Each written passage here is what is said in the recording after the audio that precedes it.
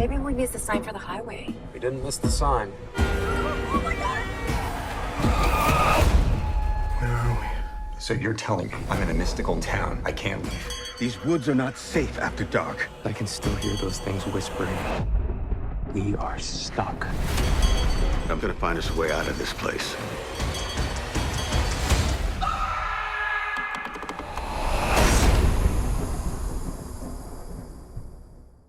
And welcome to another HCA for Your Consideration conversation. My name is Jeandra Lebeau, and I'm a member of the Hollywood Critics Association. And today I have the absolute pleasure of moderating this conversation with Harold Perrineau, who plays Boyd Stevens on the Epix series hit From. Harold, thank you for joining me this morning. Hey, thanks for having me, Jeandra. I'm really excited. I am too. This is a fun, interesting show of getting trapped and not knowing exactly what you're trapped in. We see characters evolve from the time an actor receives a script to the version that we get on the screen. How close is Boyd to when he was shared with you who he might be, the sheriff of this town? Does the town have a name? And how close is that original Boyd to the Boyd that we get to enjoy in season one? Well, first of all, the town doesn't have a name. As far as I know, there's no name to the town. We're just stuck somewhere. That's number one. I think, the way he was originally written, he probably didn't look exactly like me. I think, there was just a mix of what I bring from my background into Boyd that I think maybe made him a little different than maybe he was originally conceived. I think, but a lot of it was right there on the page.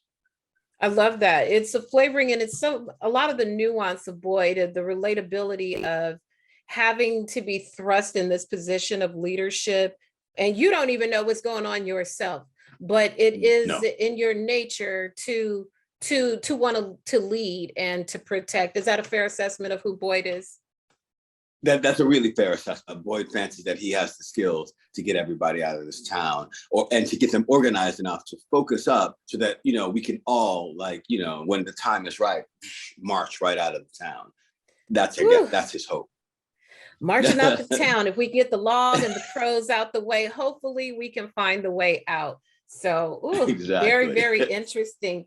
It was very satisfying, honestly, that I like this, there was no real slow burn. It was out the gate. We knew something was going on right from the beginning. So beginning with that, I call it the freaks come out at night. That's what I've been calling the people who are out into the forest. So I love it. The freaks come out at night. Oh, let me not do that. I don't want copyright strikes. So these entities, these people are just out and about.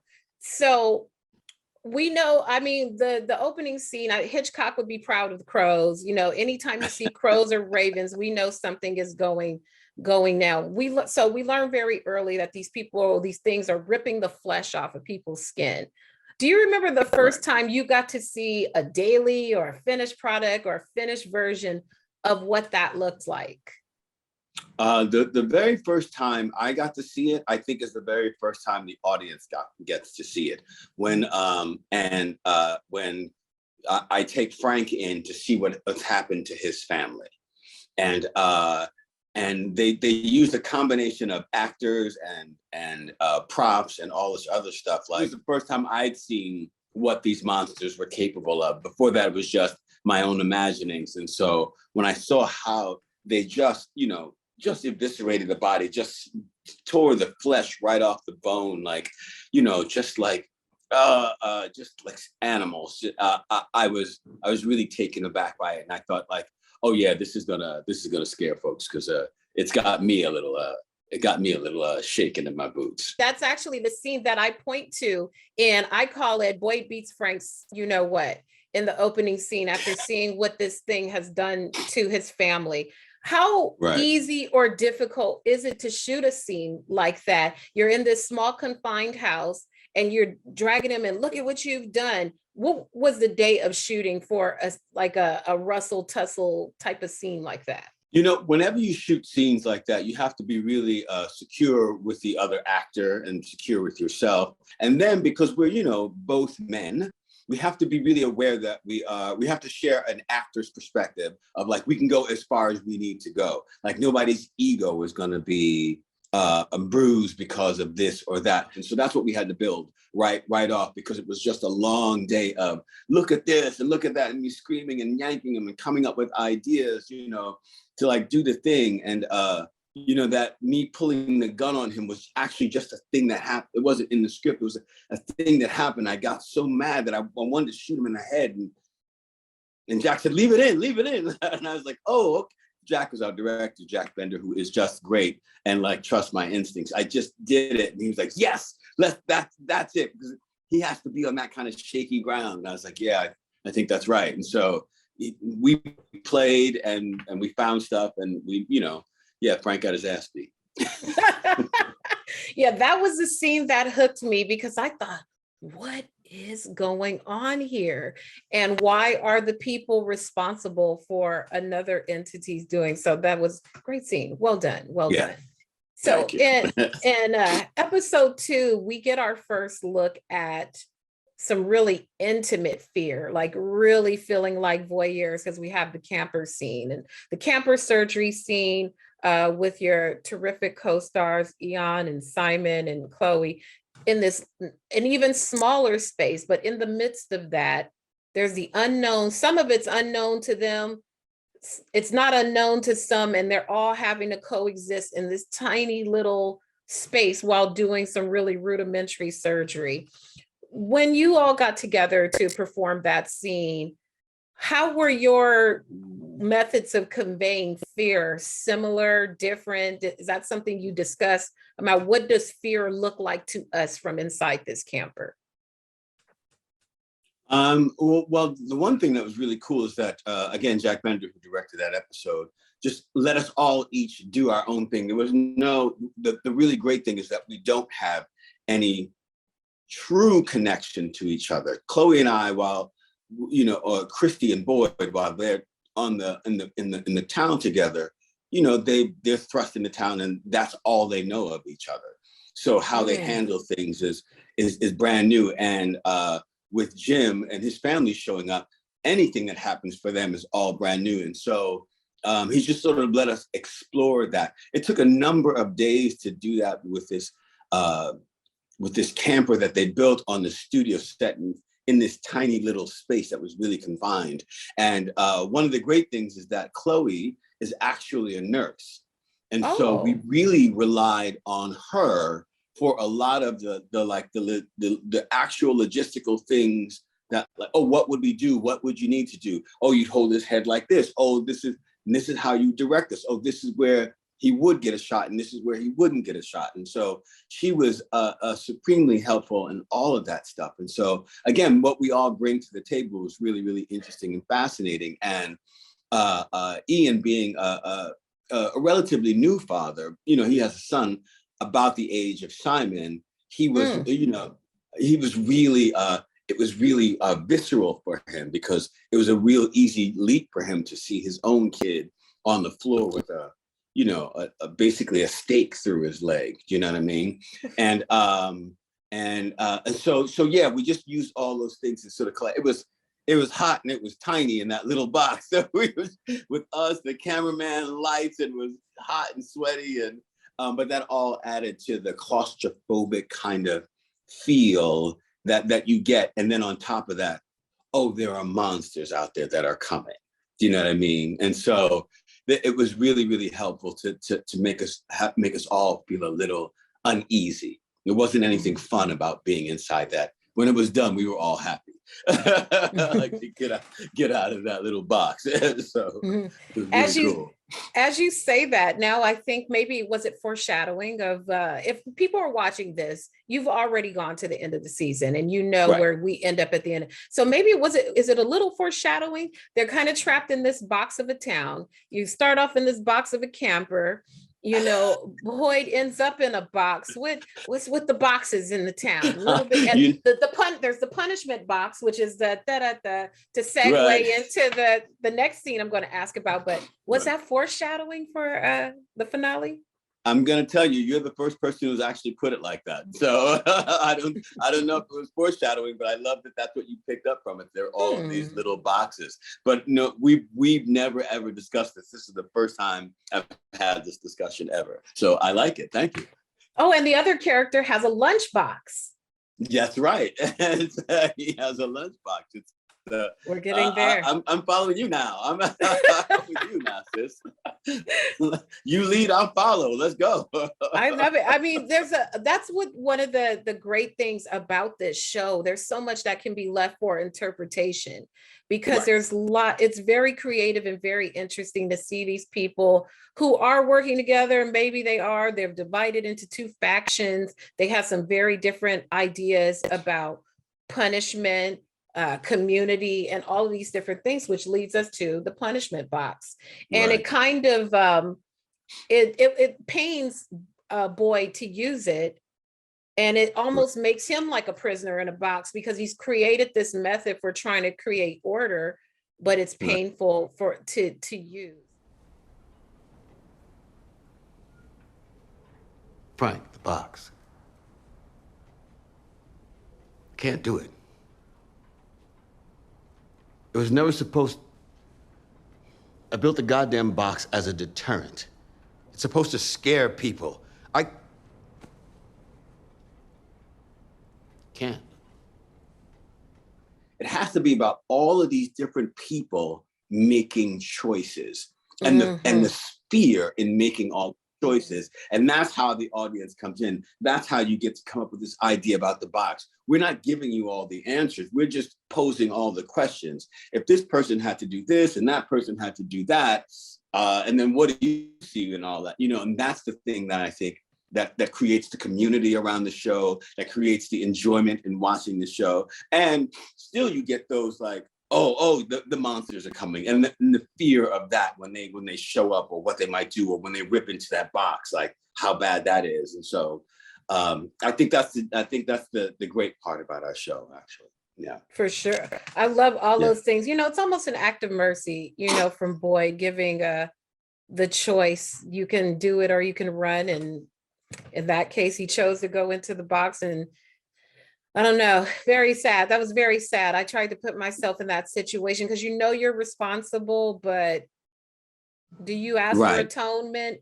Do you just take the consequences because you're already Right. heartbroken anyway? So very, very cool. Yeah, Very, very interesting. I thought the question for him was like, now living in this town without his wife and daughter would be even more torture. I really love that everybody makes those choices, but makes real, considered human choices. And so that's what I love about this show. One of the scenes I really liked or two things before I move on to that scene, is how the act of screaming, it's for rage, is to invoke fear. Did you have the scream in mind and how you want to deliver? We see you during the season. We see a couple other characters. We hear the freaks outside screaming to invoke fear, even though they're just kind of casually walking. So what is the scream? How did you master what the correct scream was going to be to express Boyd's frustration at any given time? By the time we got to that scream, and actually the scream was written for a different episode and a different part, and Jack thought it didn't work there, and so he moved it to another place. But at that point we had been there for a while, and I had been walking around with a lot of what Boyd felt, all the pain and frustration, and walking around with the face that he has to have, to the face of like, listen, we're going to figure this out, even though inside he's so completely out of his depth. He doesn't know, none of us, we don't know where we are. So it's all brand new. And so for me, that scream felt like a ritual, like I got to get rid of it at some point, because if I walk out of here and I let people see it, it'll have a ripple effect. So I have to find those places where I can like release all this stuff. And so for me, that's really what it was. It was just like, just let it all out and then pull it back and go do the job. Go do the job. And I love that the audience got a little insight into like, you know, into his like, he's scared and he's angry and he's frustrated, and like, and that the audience gets to see like, oh yeah, that's a human being. That's not like some superhero or some you know, super soldier or any of that stuff. Like, that's just a human being trying to manage. And that felt to me really precious and like a great gift for the for me as the actor and for the audience. So there is an element of time jumping, or at least space jumping too. We aren't sure the bandwidth of what this tree and where people can pop out. But there, along with that, when we saw the tree and people hiding in the tree, but what really scared me during episode 6 is when the people start appearing in the woods. They just kind of creep up like flowers growing, and you don't notice them at first. You notice one, and then all of a sudden there's like 100 of them, and that is really, really scary. It's really scary. Like in episode 7, when they finally get into the house, there's the one actor in episode 7, I didn't get to meet him, I wasn't there, who plays one of these monsters, and I don't know if he has prosthetics on or if that's his face, but he's creepy looking. I don't know why he's creepy looking. Like maybe they did something to his face. Like, cause like I said, I wasn't there. But man, that dude is creepy looking. And so for me, you know, it harkens to, I'm a city boy. I'm a full, like I'm from Brooklyn. I live in LA. Like I'm a city boy. Any little towns creep me out. And not, and those folks just popping up out of nowhere, that feels like little towns, like somebody's being held in a basement somewhere around here. I got to go. Like, you know what I mean? Like, I don't like it. I don't think it's fun or cool. And any little towns I go to, I'm never really quite settled. And so for me, that's what it brings up a lot for me. It's like, I don't like no little towns, man. Just give me a city and all the noise and chaos, and I'm right at home. But those little towns are people walking around in the dark. That's a full no. Pass. What I like about that scene is we will, congratulations on season 2. I was going to say that for the end, but I will say that with that scene, it's a nice little Easter eggs to notice that some of these people who are in this forest are not from our common time. Like the milkman, for example, it's clear by his uniform, he's from a very different time period, 30s, 40s, something. So how long have these people really been getting trapped there, and what is trapping them there? So I like those little touches of, I know which actor you're talking to. He's got like, looks like a varsity jacket or something like that. Yeah, maybe he's from the 60s. You know, how long have these people been here? Right. And then there's the guy that he's a Union soldier, I think, or he's a Union soldier. Like, yes. What's happening here? What is really going? I can't wait to find out myself, because I have literally zero idea. That is awesome. So now, what another aspect that's interesting to me is when your character Boyd and Sarah, they go off into the forest because they're trying to see the extent they can venture out. And I enjoy I call it the art of a 360 scene in the forest, because we see you from lots of different angles, and you're looking, you guys are trying to figure out where you are, but it's clear it's a very intimate shoot because the camera's right there on you. How do you shoot the perfect scene in the forest without messing up and seeing all the crew who's in the scene? How does, for people at home watching, how do you shoot a scene like that? We shot this in Nova Scotia, in Halifax. It is foresty there. We shot in these, like, there's a lot of lush land there, right? And so we shot in places that were just filled with like lush land and like rocks and all these things that were really sort of treacherous, not only for the actors to walk over, but for the camera people to walk over. You know what I mean? So like even for them, they had to be really, really careful. But when we do have those big old 360 ones, there's a lot of hiding. Like if you could really see where people were, if we could pull the curtain back, people would be almost like the monsters behind rocks and, you know, around trees and stuff like that. Tarps that they put out that are green, that just look like grass. It's really quite amazing what people can do. And then, but like I said, quite often we're shooting in one direction and then they have to move everybody all the way to the other side so that we can shoot in another direction. Do you know what I mean? But whenever we're just shooting like the whole thing, everybody just hit the ground or hide somewhere or do whatever you have to do, and then we get it done. So to piggyback on that, being in the forest, it's a great segue to you and Sarah being, our Boyd and Sarah, played by Avery Conrad, are in the forest in a tent. And that right there is the biggest fear. I too am a city person. I am from Inglewood, California. I live in the city, okay? I don't camp. I'm not interested in it. And so Boyd and Sarah are in this tent, and right there, that's my biggest fear. Something tapping on the tent in the middle. And the next thing you know, y'all have been dragged to Kingdom Come. We don't know where you are going. Shooting that scene, I'm so with you. Are they really dragging? Did someone physically or something physically drag you guys in order to execute that scene? Because it's clear somebody is dragging you somewhere. In the woods, there's rocks and stones and tree stumps and roots and stuff like that. And if you were to actually drag somebody, that would be really tricky. Too, how would you keep a camera inside while you were dragging it? So really what was happening were there were lights outside. There were some people with trees that made it look like they were moving. They were shaking the thing. And me and her were just like, oh no. It was a real like old school Star Trek, like the ship is moving, Kirk.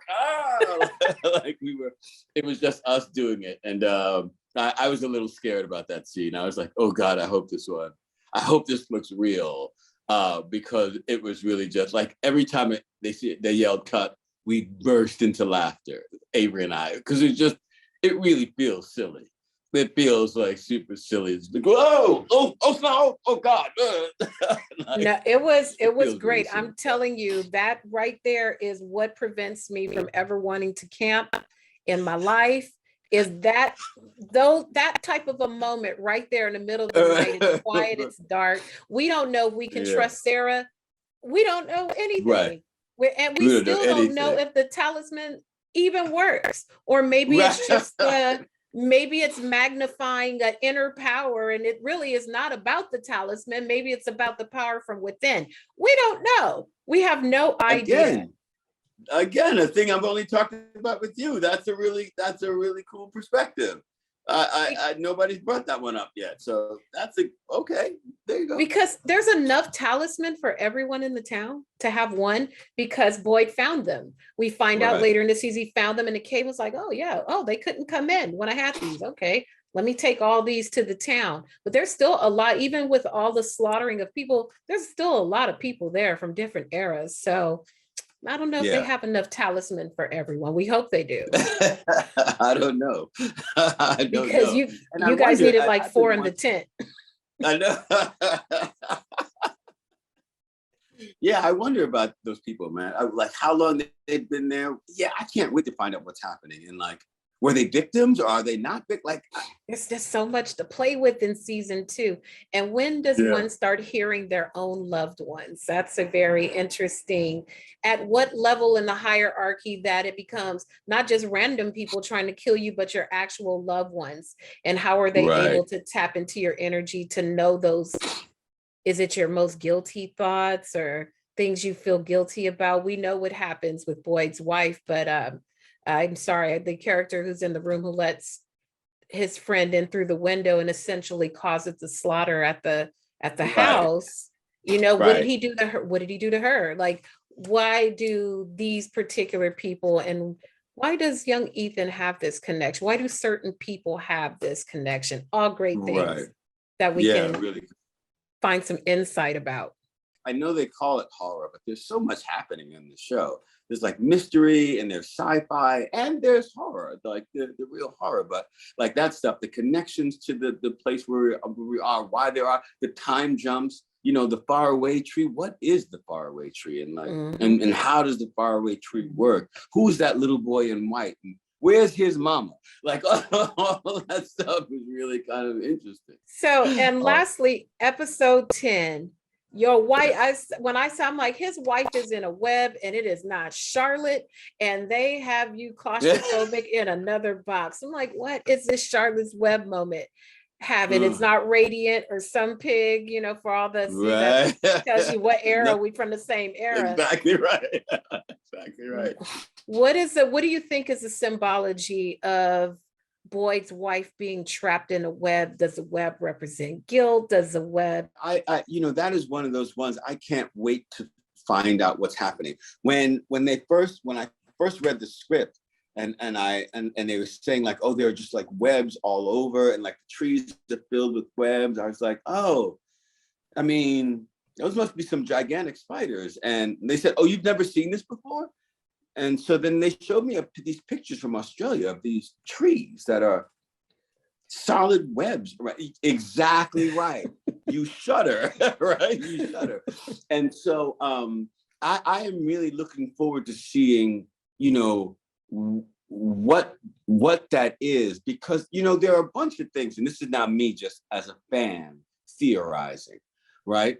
The idea that Sarah seems to be speaking to my wife, and then I see her, but am I seeing her? Is it a hallucination? Is her energy there? Like what's happening? I'm really curious about it. And so I thought it was really, really great, because it just sets up so many new questions about where they are and why the town is affecting them the way that it's affecting them. Because Boyd hadn't been attached to the town at all until then. And this is the very first time Boyd is like, not only is he getting it from Sarah, but he's actually seeing it. So I'm really curious about, like, is the town attaching itself to him? Is he attaching to the town? Or is there something that's controlling it? I don't know, but it sets up a bunch of really, really, really great questions that are, you know, both terrifying and really sort of like nerd interesting. Do you know what I mean? For sure. You know, that web was definitely a thing of interest. If I go in the backyard, one web hits me and I'm just, you know, ready to go Shaolin style, you know, just one little web, not to mention I too have seen those pictures from other countries. I'm like, see, that just guarantees I will never be stopping by. I'd have to come through with a flamethrower or something. We got to burn the whole thing down and then it'll be safe through passage. Oh my gosh. So the very, very last thing, a boy ends up in the box. How long did you have to stay in that box? I just was so out of breath. Just even the idea of you just open your eyes. It made me think of an old film that I like called The Serpent and the Rainbow, where the guy opens his eyes and he's in the coffin because he's had the powder splattered on his face. And then when he finally regains, in a box. And that's what that scene made me think of. So how long did you have to shoot in that little tiny box? It wasn't a long time. What was the thing that was tough about shooting in the boxes, because we had and this tree thing is, we had done, you know, all of the leading up to that thing in the rain, you know, me and Sarah, and that was in the rain. And those days really are the most miserable days ever. Do you know what I mean? 10, 12 hours of just kind of freezing, and then you go to lunch and you put something on, you come back and you're freezing again. So I say all that to say, the day that we're in to do the box, they're like, okay, now we got to get you wet. So, exactly. So, you know, I already have that same fear about like being claustrophobic. I don't like it. I don't like it at all. You're not that claustrophobic, again, because it's really like 3/4 and the camera is shooting right at you. And so you have to pretend that the camera is another wall, but that I'm back in there and I'm freezing and there's no place to move, and the shivering is real because they had to really get me wet again. The whole thing is miserable and easy to do a lot of screaming, like get me out of here, because that's really what I want to do. I just want to go home. Like, that's enough. This is the 10th episode. I just want to go home and see my kids. And so there's a lot of real emotion that you can bring up, because those spaces are small. Like, look, you always know there's an exit, because like I said, the camera is right there. So it's never that bad. Oh, except for once they had to shoot down. They had to shoot down at it. And so I was really totally enclosed, and it's really no space. Yeah. It's not a lot of fun. And so those screams are pretty, they come from a pretty real place, because it doesn't feel good at all. I want to congratulate you and the cast and the crew of From for being renewed for season 2. Was there a particular point when you knew, like, wow, this fandom is really getting active? We are really doing something with this show. I felt like it pretty early on, like by the 2nd or 3rd episode. You know, if you start a show and you kill a child right off, you know that you're going to get some response to that, right? But right away, pretty quickly, because we were all doing the live tweeting, you could recognize the engagement from the people who were watching. And that engagement was really encouraging. And then they started telling their friends, and people started, doing that. And you know what I mean? And then you start going like, oh, I think, yeah. So around the 3rd episode, it started getting really exciting. And it felt like we have to do a season 2. We have to. But we really didn't find out until way after the show was off. And we were all waiting like, oh, snap. I've been in this business a long time. Crazy things happen. So for a while, I was like, oh, snap. They're not going to bring us back. Like, oh, that's a bummer. And then we got the call. I was like, whoo. That's some real horror right there. Exactly, right. I got private school to go. No. This gas is $6 a gallon. It's something. Well, from the fan perspective, I thank you all. You all did marvelous. It was a great show from beginning to end. I had so much fun watching it. I am a horror person, a tremendous fan of you and your work over the years, and new fan of the cast and crew that I wasn't familiar with. So we thank you all for being wet and shivering in the cold and being in boxes and splattered with blood and all the amazing things that you treated us to during this season. So thank you so much.